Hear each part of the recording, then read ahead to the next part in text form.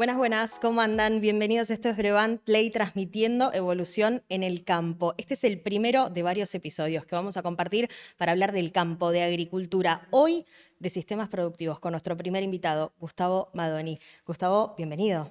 ¿Qué tal, Carola? ¿Cómo andas? Muy Muchas bien, ¿y gracias. vos? Muy bien, muy bien. Quiero arrancar antes de hablar de agricultura, nos vamos a meter a fondo en el maíz, en los sistemas productivos. Quiero saber quién es y qué hace Gustavo Madoni. Gustavo Madoni es profesor en la Facultad de Agronomía de la UBA. Soy investigador principal del CONICET y el director de la Escuela para Graduados, también de la misma facultad. Bien, ¿hace cuánto que haces esto? Y de la Escuela para Graduados es el séptimo año, pues son 2 periodos de 4 años. Profesor de la cátedra ya hace unos cuantos años. Soy profesor asociado, fui profesor adjunto. Y en la cátedra entré cuando hice mi tesis de grado en el año 87 y nunca más me fui. Bien, ingeniero agrónomo desde el año. Ingeniero agrónomo del año 89 y después hice la maestría en el 90 no, en el 94, 95 y el doctorado en el 2000. ¿Y te acordás todavía de por qué ingeniero agrónomo? Es una buena pregunta. Cero relación con el campo, mi familia. Creo que le agradezco a mi abuela el amor por las plantas que me transmitió. Yo vivía en una casa en Flores, una casa muy grande, con fondo, y bueno, ahí ponía los brotes de las papas para hacer papas y hacía germinaciones e injertos sin saber ni lo que era. Siempre dije que iba a ser ingeniero agrónomo y no sabía bien por qué. Salió bien. Creo que salió bien. Bueno, de hecho, hace poquito te ganaste un premio. Sí, hace 4 años que coordino una red que yo armé para analizar el tema de la producción del maíz en los Ujú. nuevos ambientes, los ambientes marginales, seguramente después vamos a hablar de eso. Y bueno, esa red involucra a distintas universidades de Argentina, también del extranjero, grupos de productores, empresas de agropecuarias y bueno, estamos todos trabajando en red, en forma interdisciplinaria e interinstitucional para obtener las mejores recomendaciones del manejo del cultivo de maíz en todos esos ambientes. Y bueno, fuimos, gracias a Dios, reconocidos por la Academia Nacional de Agronomía y Veterinaria. La semana pasada nos entregaron el premio. ¿Qué te pasa a vos con eso, con el reconocimiento? Y bueno, emoción. Me imagino muchos años haciendo esto, así que Sí, está sí, y bueno. además es un incentivo grande de que uno apuesta a hacer algo, a hacer ciencia, a formar grupos de trabajo y eso es muy importante que se reconozca. Y hacerlo en colaboración, que yo no sé si es algo que pasa en otras industrias, en otras áreas de trabajo, y no sé si es algo que pasa en la agricultura en todos los países del mundo o en los países líderes en agricultura. He tenido la posibilidad de ir a ver cómo trabajan y no me encontré en ningún caso, no sé si no fui capaz de verlo, con el trabajo en red, el trabajo colaborativo que tiene la agricultura en Argentina. Sí, Argentina es un país que yo también tuve oportunidad y por esto también, por esta vinculación de la red, tuve oportunidad de estar en Estados Unidos en 2 ocasiones, estuve en México también. Y bueno, verdaderamente ya desde por sí el productor agropecuario Mm. es un argentino, es muy capacitado. Muchas veces toma tecnologías antes de que la ciencia le dé respuesta a esas tecnologías. Va como de punta. Un ejemplo de eso es la siembra directa, Sí. ¿no es cierto? Bueno, otro ejemplo es lo que está pasando con la fecha de siembra tardía. Y la diferencia es que, por ejemplo, en Estados Unidos, al menos lo que yo vi, es que los productores le piden y las empresas le piden a la universidad a que haga los desarrollos y la investigación. Y los productores ponen mucha plata en la universidad para generar el conocimiento, ¿no es cierto? En Argentina es bastante distinto a eso, es el Estado el que invierte en investigación y entonces la posibilidad de crear esta red es vincular tanto a los productores como a las empresas, como a las instituciones públicas para poder llevar adelante las distintas líneas de trabajo que tenemos y en colaboración, entonces aparecen fondos tanto del Estado, que vuelvo a repetir, es que principalmente la ciencia en Argentina la financia el Estado, Sí. al menos en agronomía, no sé qué pasa en otros rubros, pero en agronomía, ya sea las universidades, el CONICET o la Agencia Nacional de Promoción Científica y Tecnológica son los que más invierten en ciencia. Las empresas colaboran o tienen sus propias líneas de trabajo, Ujú. pero por suerte yo siempre tuve interacción con las empresas, como otros colegas míos de la cátedra, pero no siempre ocurre eso. Y creo que el premio reconoció, entre otras cosas, la gran adhesión que tuvo toda la red en la gente que se fue incorporando, que es impresionante, y que se fueron sumando a esta red que es abierta, ¿no es cierto? Y colaborativa. Bien, no voy a hacer el chiste, me estoy conteniendo para no hacer el chiste de vamos al grano de maíz, todo eso, pero quiero ir al grano, Vamos a hablar de igual, maíz. vamos a hablar de maíz. El maíz como una onda expansiva en la Argentina. Quiero Sí, tu mirada para sí. arrancar, así un poco abarcativa la pregunta, pero ¿qué pasó con esa expansión del maíz en el Sí, eso, país? eso es muy interesante lo que me preguntas. Para darte una idea, el maíz ocupó tradicionalmente 3, 4 millones de hectáreas Mm, a nivel nacional. En los últimos 10 años saltó de ese valor a casi el doble de superficie, ¿sí? Y eso vino de la mano básicamente a distintos hechos y acontecimientos que ocurrieron, algunos buscados y otros no. Eh, Podemos resumir de la siguiente manera. La tecnología para sembrar tarde existía antes de todo esto que te estoy contando. Es decir, la posibilidad de tener maíces con protección sí. al ataque de plagas, lepidópteros básicamente, que son muy importantes en fechas tardías, ya existía y no había sido masivamente adoptado. Tuvo que ocurrir 2 años de seca seguida, si mal no recuerdo, 2008 y 2009, Sí. en donde los productores que sembraron tarde, con la posibilidad de contar con materiales que si no tendrían que estar aplicando 3 o 4 veces insecticidas, con todos los contextos ambientales que eso implica y económicos. Bueno, al estar esa tecnología, se vio que el maíz tardío cumplía algo que colegas nuestros habían demostrado desde la experimentación, María Elena Otegui, quien yo me formé, colega de la cátedra también. Ella había demostrado en sus trabajos de fecha de siembra que el maíz tardío era una alternativa económicamente viable. Ujú. Tenía muy buena posibilidad de tener rindes alcanzables razonables, aún en la zona núcleo, debido a cuestiones del balance hídrico que mejoraba respecto a florecer en diciembre un maíz temprano, a florecer en febrero un maíz tardío. Y eso fue previo a la adopción de esto. Y la adopción vino entonces un poco porque los productores No vieron tenían en otra carne alternativa. propia, claro, Claro. lo que pasaba con el maíz tardío. Por otro lado, también pasó que hubo una expansión de la agricultura, ya empezó la expansión de la agricultura porque habíamos entrado en un ciclo, más allá de estas 2 secas, a un ciclo en donde la famosa línea de lluvias o las isoyetas de 700 milímetros que marcaba la zona agrícola del país, se desplazó hacia el oeste, es decir, llovió más hacia el oeste.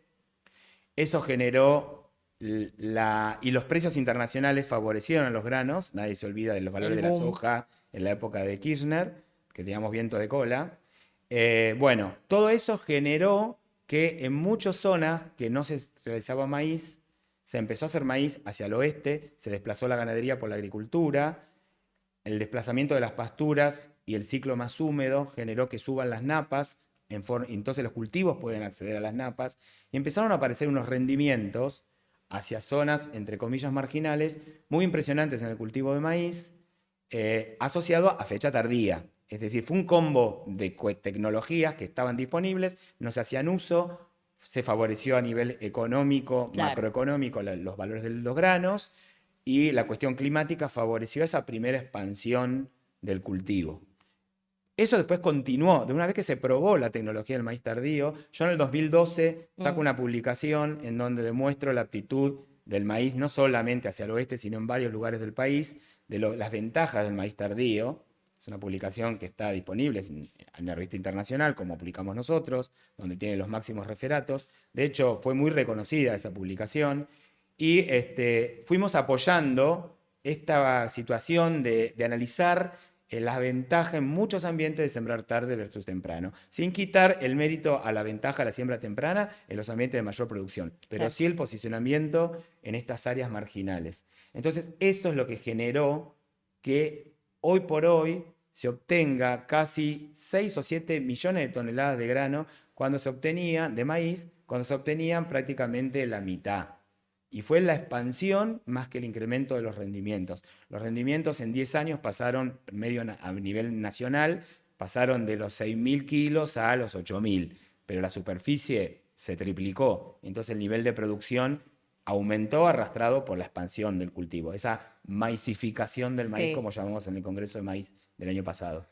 ¿Me haces un mapita de qué zonas son esas que llamamos áreas marginales? Sí, Y si querés también sí, pedirle brevedad en un párrafo a un agrónomo es un peligro, sí. pero una breve definición de qué son las áreas marginales como tales. Sí, las áreas marginales eran lo que tradicionalmente se llamaban, que eran áreas caracterizadas por tener una cierta incertidumbre en la rentabilidad de los cultivos o en los rendimientos alcanzados.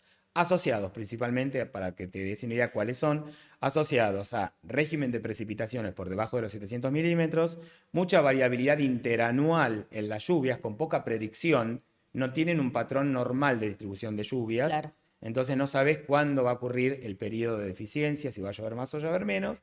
Muchas veces limitado también la capacidad de almacenamiento de los suelos, ya sea por texturas muy gruesas, texturas muy finas, que le cuesta ceder agua a los cultivos, un impedimento al desarrollo de las raíces, como puede ser la presencia de una tosca, una discontinuidad en el suelo. Entonces, tenemos a grandes rasgos hacia el oeste de la provincia de Buenos Aires y hacia el Sí. lado de La Pampa, sudoeste de Buenos Aires, parte del sudeste, donde está la Tosca, toda la zona del litoral en los suelos pesados, el NEA y el NOA, que tienen un régimen térmico de muy altas temperaturas, que favorece también sembrar tarde, muchas veces con suelos con mucha mezcla de suelos.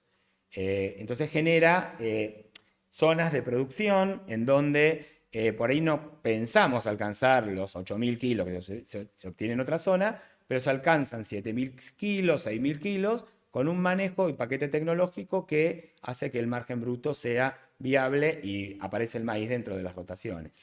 Ahora, si pensamos en maíz tardío, ¿pensamos sí o sí en áreas marginales o sirve también como aliado para estabilizar rendimientos en zonas quizás de alto, altísimo potencial? Bueno, eso está muy bien la pregunta. En las áreas marginales siempre pensamos en fecha tardía y la otra pata de la cosa, que va a aparecer seguramente después por ahí puede ser las preguntas, es bajar la densidad de siembra. Ujú. Son densidades de siembra tradicionalmente bajas porque mejora la economía de agua del cultivo, en combinación con la fecha tardía. En ambientes de alta productividad, suponete venado tuerto, Sí, si nosotros pensamos en un maíz de segunda, es un maíz de un ambiente marginal, porque el cultivo antecesor, que es el cultivo trigo o arveja o lo que sea, cebada, que salga antes de un cultivo de invierno, deja empobrecido al suelo en el términos hídricos y nutricionales. Podemos fertilizar, pero si no regamos, siempre va a estar limitado por agua. De hecho, nosotros tenemos dentro de la red ambientes de las zonas tradicionales de maíz, pero en los escenarios de fecha de siembra de segunda. Maíz tardío, pero maíz de segunda, no maíz tardío de primera, de primer siembra. Hay que diferenciar eso, ¿eh? ok, bien. Entonces se podría hacer un maíz tardío en zonas que no son marginales, pero no podrías hacer un maíz temprano en zonas marginales. Exactamente, sí, porque la pasaría muy mal en términos hídricos, porque pondría su floración también nuevamente en un mes de muy alta demanda Claro. atmosférica en suelos o que retienen poco o que ceden poca agua, entonces sufriría mucho el estrés hídrico. Muy exigidos. ¿Vos trabajás específicamente en esto, en áreas marginales, en la producción en áreas marginales? ¿Y desde cuándo? Y un poco también por qué. Bueno, yo trabajé siempre en las áreas de alta producción. Ah, Durante muchísimo, toda mi sí, formación en maíz viene de la zona núcleo, que bueno, obviamente tendiendo a entender siempre el paquete tecnológico de ambiente de alta productividad, subir la densidad, ver qué pasa con el espaciamiento entre hileras, cuáles son los mejores genotipos, todo el divino. manejo nutricional, claro, tal cual, todo divino. Pero bueno, a mí particularmente, yo soy una persona muy curiosa, muy ansiosa, muy que me gusta hacer un montón de cosas, además de la agronomía. Y en temas de investigación también quiero ir cambiando. Y en algún momento, por distintas situaciones de reuniones con los productores, de ir a ver, de llegar a ambientes marginales, me empecé a ver esos manejos del cultivo diferentes a lo que yo siempre veía y además me empecé a interesar por una cuestión de que me parecía que esta zona es la que está generando hoy por hoy los mayores volúmenes de producción, o el incremento al menos, de la producción nacional de maíz. Sí. Entonces es la zona que hay que atender, es la zona que hay que tratar de darle estabilidad a los rendimientos para que no haya sido una casualidad y después un fracaso la introducción del cultivo. Entonces me parecía que había que responder a esto y bueno, la respuesta mía a esto fue formar justamente la red de la que hablábamos antes. Porque yo Excelente. no puedo abarcar todos los lugares experimentalmente, ni físicamente, ni nada. Ni hablar. ¿Sí? Incluso intelectualmente, porque hay que sumar gente de distintas disciplinas para entender esto, del clima, del suelo, de la fertilidad, de la nutrición animal, porque estamos pensando también en maíces para destino silero y Claro, bueno, para todo eso alimento. hay que contemplarlo, ¿no? Bien, bien. Pienso en cómo eran esas áreas marginales antes del maíz y del maíz tardío en Bueno, exacto. particular. Muchas zonas eran ganaderas, como te decía. Sí, y Vos las zonas que eran agrícolas, o sea, reemplazó otros cultivos. Bueno, eso, por eso te digo, muchas eran agrícolas ganaderas, otras Mm, eran ganaderas. En muchas de las zonas por ahí quedaron agrícolas, las que eran agrícolas ganaderas, o siguen estando la ganadería. Es muy interesante el sudoeste, porque el sudoeste está la ganadería. ujú. Entonces al maíz no se lo ve solamente como un producto para granos, sino como un recurso forrajero, por ejemplo, ensilado de planta entera. Pero lo interesante es que muchas de esas zonas desplazó a la soja. Pasó a ser un cultivo mucho más, con este nuevo manejo tecnológico, fue mucho más estable que el cultivo de soja. Y eso, más allá o sea, lo importante de desplazar a la soja, y no solamente, obviamente, el productor la utiliza porque le rinde más, económicamente le conviene más el maíz que la soja, pero Ujú, a nivel salud del suelo es mucho claro. mejor el maíz, porque el maíz mete mucha materia orgánica, extrae menos nutrientes, la soja se lleva un montón de nutrientes, extrae poca materia, aporta poca materia orgánica, entonces para la sanidad del suelo, la salud del suelo, el maíz es el cultivo que siempre tiene que estar presente en la rotación. Y después tenés otras zonas que son aquellas zonas que pasaron a la agricultura luego de que han sido sometidas a deforestación. Y eso es muy representado en el norte. Nosotros tenemos ensayos en el impenetrable, en donde podés, para ingresar al campo, pasás por el impenetrable, las zonas que están conservadas, y después llegás a un campo agrícola.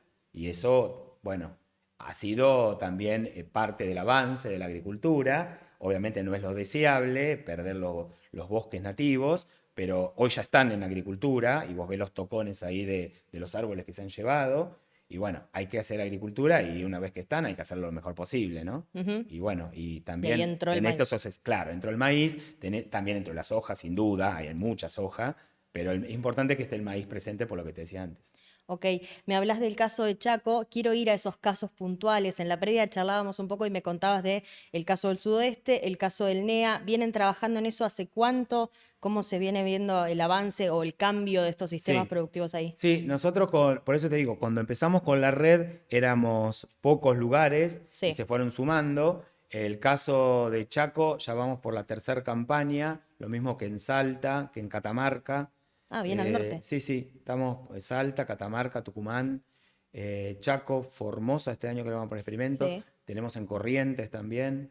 Y lo que estamos haciendo en particular con la gente de la Universidad de Corrientes, que forma parte de la red, hay un colega, Nicolás Ney, con sus estudiantes, estamos haciendo toda la ambientación de maíz en el NEA. No existe una ambientación, porque más allá de los experimentos que hacemos nosotros, Mm. para ver cuáles son la combinación de híbridos, de densidad más apropiada, también estamos avanzando con nutrición. Lo que nosotros también estamos trabajando es con ambientación, es decir, analizar para una región, un poco lo que yo hice en el 2012, tomando localidades distintas del país, pero era una localidad por lugar, por Claro. región. Ahora, dentro del NEA, tomamos, creo que son como 9 localidades, de este a oeste y de norte a sur, y caracterizando el ambiente para producir maíz. La combinación de lo que sería localidad, fecha de siembra, para ver, viste, cuál sería la fecha de siembra más apropiada, que reduce la incidencia, por ejemplo, de estrés hídrico, estrés térmico, altas temperaturas nocturnas, que eso al maíz mucho no le gusta. Entonces, bueno, ahí se está viendo los escenarios de producción, que es lo primero que uno tiene que ver. ¿Viste? Sin embargo, no estaba hecho hasta ahora. No estaba hecho hasta ahora. Se sabía que la fecha tardía andaba mejor, pero es muy distinto si vos comparás, no sé, las Breñas con algún lugar de Formosa o algún lugar, viste, de Salta, sí. Corriente. Bueno, ahora estamos en el NEA, estamos haciendo lo mismo también para el estado de Kansas, en Estados Unidos. También es muy variable, porque de este a oeste te varían mucho las temperaturas y la lluvia, sobre todo. Uno imagina Kansas, imagina los cardos dando vueltas. Exacto. Pero no es todo así. Hay lugares de 1000 milímetros y hay Ah, lugares de 400 milímetros. más que en el oeste bonaerense. Claro, y es muy continental, que no hay algo parecido. Estados Unidos es muy ancho, el estado de Kansas está en la mitad y tenés 50 grados en el verano y después yo voy cuando está terminando el verano y a los 15 días nevó. Y entonces eso hace una estación de crecimiento muy acotada con muchos días, con mucha demanda atmosférica, eso que me contabas antes, Sí. esos vientos calurosos, bueno, tenés muchos días de mucha demanda y eso es estrés para el cultivo. Entonces es muy complicado ahí ajustar una fecha de siembra y si bien está Estados Unidos tiene la ventaja respecto a Argentina, hablando un poco de la comparación, lo tiene minado al estado de estaciones meteorológicas por todos lados, Claro. hay registros de más de 30 años diarios, no solamente estaciones meteorológicas, sino datos de rendimiento de cultivo. Eso De te permite como establecer patrones. Claro, cuándo sembraron, cuánto rindió, cuándo floreció, con qué sembraron, con qué densidad. Entonces vos con los datos de rinde y de ambiente, en Kansas lo que estamos trabajando, ahí es a generar un mapa de ambientación que suma no solamente los rendimientos, sino las variables ambientales. Cuáles son las que las ordenan. Sí. Y bueno, y ver, viste, esta zona, porque vos mirás el estado y está dividido en los, no sé, me acuerdo son departamentos, como se llaman ahí, en la subdivisión del estado, Sí. están divididos los ambientes de producción por el USDA, que es el equivalente al INTA. Claro. Y ellos respetan, viste, los límites geográficos. Pero vos cuando le superpones esto, hay veces que, claro, un estado dice, un lugar tendría que rendir 5.000 según el USDA y capaz que te rinde 4.000. Y toda la tecnología de manejo es distinta. Sí, claro. Y entonces, bueno, estamos avanzando en eso y hicimos algo parecido con la gente de Australia, que forma parte de la red, de Queensland. ¿Ya lo hicieron? Eso ya está publicado, lo de Queensland está publicado, lo de Kansas lo estamos por mandar a publicar y lo del NEA también lo estamos a mandar a publicar. ¿Y qué los motiva a hacer estos trabajos en otros países? Y bueno, que en realidad, por un lado, capitalizamos la experiencia de los otros lugares en determinados temas, bueno, o en bases de datos, Claro. ¿no es cierto? Hay similitudes, siempre hay similitudes, porque son ambientes también marginales, y hay potencia en el sentido de que, por ejemplo, toda la gente de Kansas con la que trabajamos es muy fuerte en la economía del nitrógeno, en el manejo de datos, en ambientación. La gente de Queensland, que es también un colega argentino que hace muchos años está ahí, nos dio una gran mano con el uso de determinados modelos de simulación que acá no se usan tanto y que nos permitieron poner a prueba varias hipótesis. Y O sea bueno, que se traen varias de esas cosas para acá. sí, o por lo menos el conocimiento, ¿viste? Claro. Y nosotros yo le aporto el conocimiento de la ecofisiología del cultivo a ellos. Y bueno, esa es la interacción, ¿no? Ujú. Bien, bien. Metámonos en estas cuestiones específicas de las que me hablabas antes. Me hacías como un spoiler. Quiero hablar de la fecha de siembra, la densidad de siembra, profundidad genética. ¿Con qué se van encontrando a medida que, bueno, siguen estudiando? Te iba a decir a medida que fueron estudiando, pero Sí. siguen. No, no, sí, sí. Por eso lo de la fecha está bastante. En muchos lugares ya está muy establecido, la fecha de siembra está tardía, que depende de la localidad cuál es la fecha tardía. Claro. Obviamente, no es que todo el mundo siempre Varía igual. un poquito. Claro. Normalmente, si uno hace un gran pareo, la fecha de siembra, cuanto más al sur te vas, lo tardío no es tan tardío, porque después, si no el cultivo se desplaza muy hacia el momento de heladas. A ver, Entonces, tenemos un caso, una localidad para poner de sí, ejemplo. no sé, la zona del sudoeste, Sí. mitad de noviembre. Ah, ok, Eso no es tan tardío. Pero vos te vas al NEA y capaz que es fines de enero, febrero.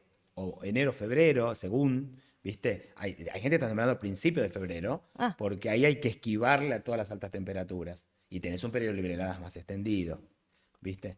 En cambio, vos te vas, qué sé yo, a Pergamino Sí. y tenés, no sé, mitad de diciembre. Te vas a Entre Ríos y es principio de enero. O sea, varía por conocer el ambiente, lo que te decía antes. Por eso la ambientación es muy importante. Eso Bien. es fecha. Fecha, densidad. Bueno, densidades, en los ambientes marginales en general usamos densidades bajas, porque aún en cualquier ambiente, ya sea de la zona núcleo, si por una cuestión, por ejemplo, estos años de la seca, Sí. en zona núcleo había que bajar la densidad de siembra, porque había mucho menos carga de agua del suelo al momento de la siembra de un maíz temprano. En criollo, esto para no ingenieros agrónomos. Sí. Es que como tiene menos agua disponible, hay que poner menos plantas. Claro, si Para que vos- no luchen exacto. por un agua que no tienen. Siempre, yo cuando doy clases siempre digo lo mismo. Imaginen la bolsa de caramelos y los chiquitos para repartir los caramelos. Claro. ¿Sí? Bueno, si la bolsa es más chica, cada chico liga menos caramelo o le doy menos caramelos a cada chico. Bueno, es lo mismo. Perfecto. Entonces el cultivo es muy sensible al agua, Sí. la fertilización la podemos manejar, la nutrición, el agua si no regamos no la manejamos, y entonces hay que ajustar la cantidad de plantas en función de la oferta hídrica. Y el agua a la siembra es una parte muy importante para el ciclo del cultivo, es la que la hace salir bien y luego a floración tiene que acompañar el régimen hídrico. Entonces normalmente, si vos salís mal de agua a la siembra, cuando estás sembrando, o bajás la densidad, ¿sí? Sí. O decidís no sembrar temprano y sembrás tarde para ver que la primavera te recargue el suelo y llevar la floración hacia febrero. Entonces las densidades bajas dependen de cada zona, ¿sí? En general son bajas, eso me voy a corregir, las densidades Sí. son bajas en general en ambientes entre comillas marginales, que hoy ya no lo son tan por el nivel de rendimiento. ¿Estás con esta cansado de decir tecnología. que son marginales? Sí, o sea, es lo que la gente asocia más rápido, pero Tirame los un que nombre producen nuevo que le maíz. podemos decir. Sí, las nuevas áreas de producción de maíz, no tradicionales. Es largo, pero lo Es vamos a largo, cortar es ahora. largo, es largo. Y bueno, en esa zona vos podés tener que la densidad óptima es de 4 plantas y media por metro cuadrado, 45.000 plantas por hectárea, llámalo como quieras, Sí. pero podés llegar a 35.000 por hectárea, 25.000, menos de 20.000, es decir, en un metro cuadrado puedes llegar a haber menos de 2 plantas. Caso exacto ese, La Pampa. Mira, creo ¿Sí? que nunca vi un lote de maíz con 2 Es plantas que, por metro claro, cuadrado. es que quede una planta acá, otra planta acá, otra planta acá, con un montón de espigas. Y ese es el negocio, que metan muchas espigas, Claro. porque no puedo meter muchas plantas. ¿Sí? Bien, bien. ¿Hay alguna otra variable que nos esté quedando afuera? Digo, más allá de la densidad y más allá de la fecha, Bueno, lo genética. la Es genética. lo que te decía recién. Lo que nosotros estamos analizando es cómo una planta tiene muchas espigas o no. Y hay dos Ujú. mecanismos. Que estén en la misma planta, que yo sembré un vástago con muchas espigas, es lo que llamamos prolificidad. O que una planta, yo siembro una planta, una semilla en realidad, sale un vástago, pero después le salen de costado como al trigo, que es lo que llamamos macollos. Sí, En algunos ambientes esos macollos funcionan y aportan espigas y en otros no. Lo que estamos tratando de demostrar es dónde funciona un mecanismo, dónde funciona otro. ¿Sí? ok. Para generar el salto de rendimiento necesario que no te lo daría una planta con una sola espiga. Y eso es genética pura. ¿Sí? Excelente. Quiero que vayamos cerrando con algunas preguntas Dale. que necesito que no queden afuera. Dale. Hablabas de esta campaña de la que venimos, 2 campañas, ¿no? Pero la última mucho Sí, peor. tres. 3, sí. Tres. Particularmente malas por la sequía. Inclusive escucho a todo el mundo decir, no recuerdo cosa similar No, en por los eso había 2, pero registros. 3 es una barbaridad. Sí, estrés hídrico, golpes de calor, Además. un combo letal. Pienso en cómo impactó eso en los rendimientos y sobre todo lo pienso, quiero que me lo cuentes desde el punto de vista de cómo se sigue de acá en adelante. Digo, ¿eso vuelve a llover? ¿Se recuperan rendimientos? ¿Se estabilizan y ya? ¿O qué nos Bueno, depara? sí, son esas preguntas como difíciles de responder cortito, Perdón. pero bueno. Bueno, no, a ver, lo que pasó fue terrible, efectivamente, como bien vos decís. Muchas veces se toman decisiones equivocadas porque se insiste en una situación como... A ver, si vos vas a sembrar en la zona núcleo, Sí, que siempre se tiende a sembrar temprano porque son los mayores rendimientos se obtienen en fecha temprana respecto a tardía en esa zona. En esa zona.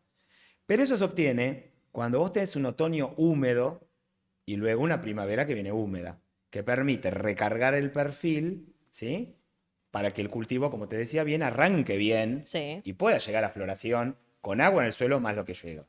Si vos tenés un otoño seco y de varios años que viene seca la cosa, sembrar temprano es bastante poco sensato. Lo que pasa es que la gente actúa por tradición, ¿no es cierto? No por necesidad, por tradición. Yo creo que por tradición, a veces hay decisiones empresariales, ¿viste? Claro. Pero el tema es, o sea, todo es respetable, pero yo estuve este año en la campaña de cierre de la zona norte de Buenos Aires, que con ellos estamos en la red y que siempre ya me llaman para...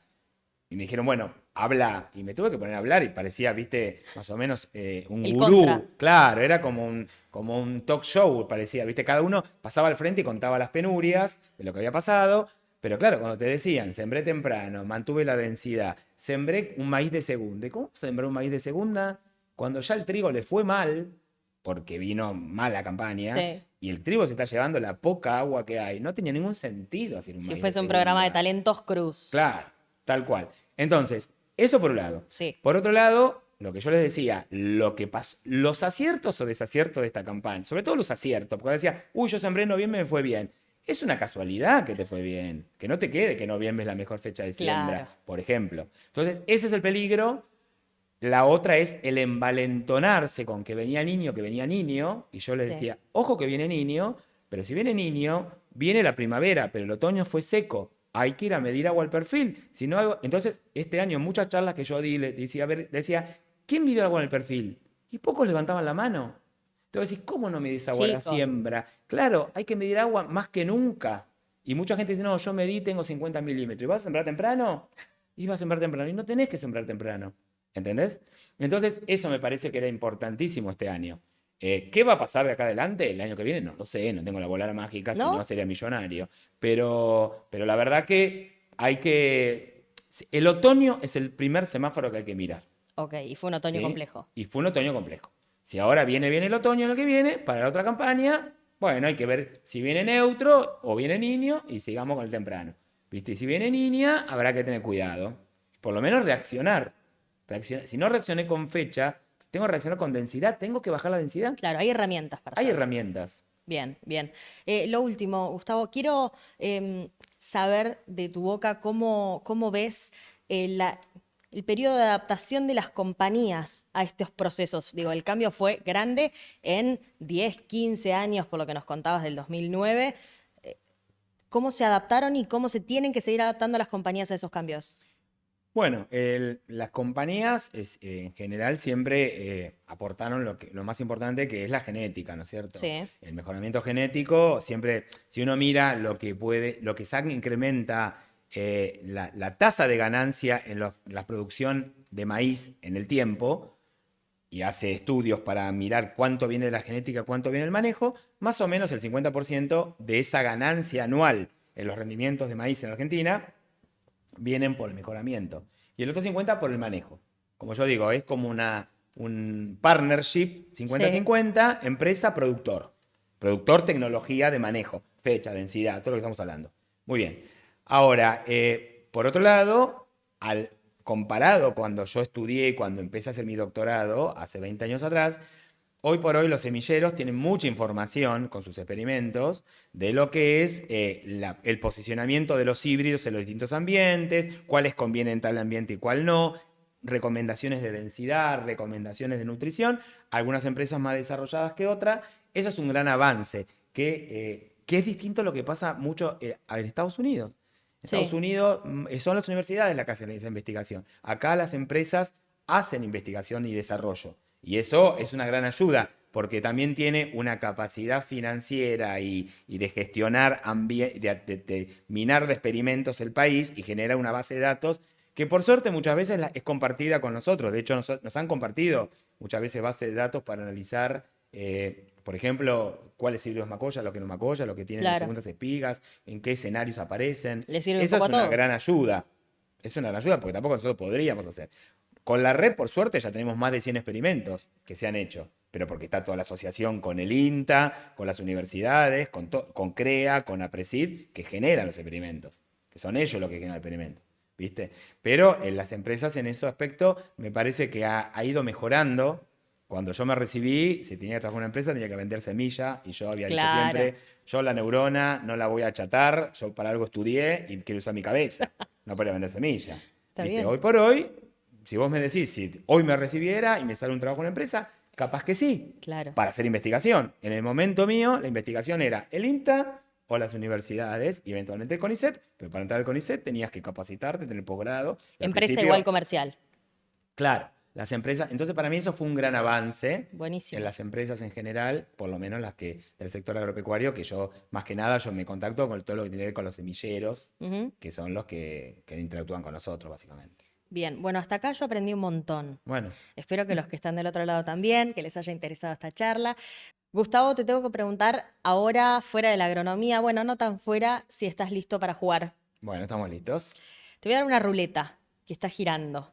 Vos tenés que tocar nada más, rapidito, tocas la ruleta y te va a salir uno de los 4 juegos que pensamos con todo el equipo de Brogan Play para vos. Bueno, nunca fui muy bueno en el casino, pero bueno, vamos a ver qué Creo que pasa. corres algún riesgo menos. No hay Bueno, plata en el medio. bueno, dale.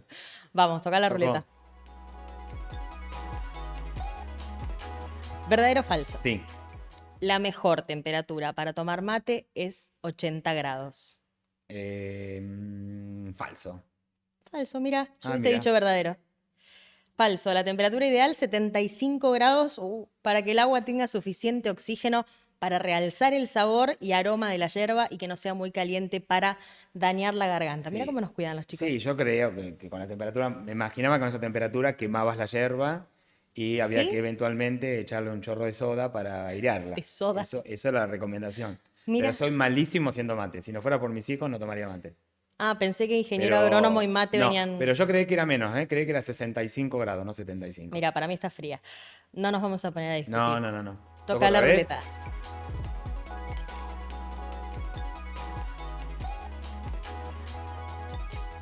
¿Completás la frase? Bueno, Yo te voy a decir la primera parte de una frase, tenés que decirme la segunda parte. ¿Cómo sigue? Uy, Dios. No es a caballo regalado, no se le miran los dientes. Son un poquito más rebuscadas. Por ahí no la sé entonces. Pero tiene que ver con tu laburo. A ver. El que siembra trigo, Cosecha. No sé. Granos, qué sé. bueno, eso es una obviedad. Hace pan, no sé. No, Gustavo, el que siembra trigo come galleta. Ah, bueno. Ahí Parecido. Tercer toque a la, Horrible, horrible lo mío. la ruleta. Pues vamos 1-1, tan mal no va. No, no está tan mal. Trivia.